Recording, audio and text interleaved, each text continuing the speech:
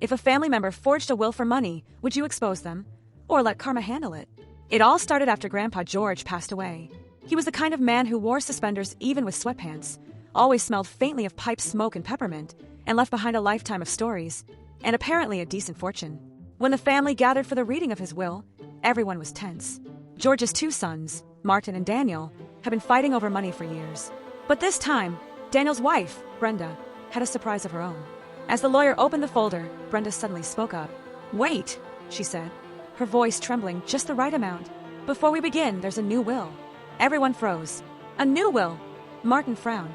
Brenda nodded, pulling out a neatly folded document. "Yes, Grandpa updated it before he passed.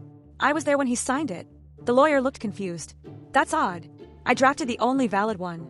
But Brenda insisted, waving the paper dramatically. In her version, Daniel, her husband, got everything. The house, the savings, the antique watch collection, even Grandpa's beloved Mustang. Her story. George had a change of heart after realizing Daniel needed it more. The room exploded. Martin accused her of forging it. Brenda screamed that he was jealous and cruel. The lawyer asked to see the document, and that's where the real show began. The first red flag, Grandpa's signature. Perfect cursive, but George had arthritis. His last few signatures were shaky, uneven. Second red flag, the date. It was 3 days after he was hospitalized and completely sedated. The third, the witnesses, were two of Brenda's friends. The lawyer called it out instantly. "This is fraud." Brenda's face turned ghost white. But instead of backing down, she doubled down, crying, yelling, claiming everyone was against her.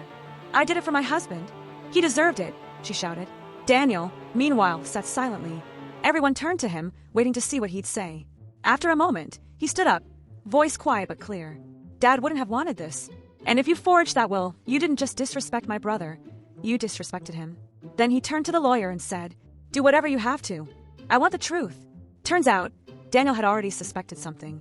He'd found deleted emails on Brenda's laptop, messages to a template site about how to draft legal documents.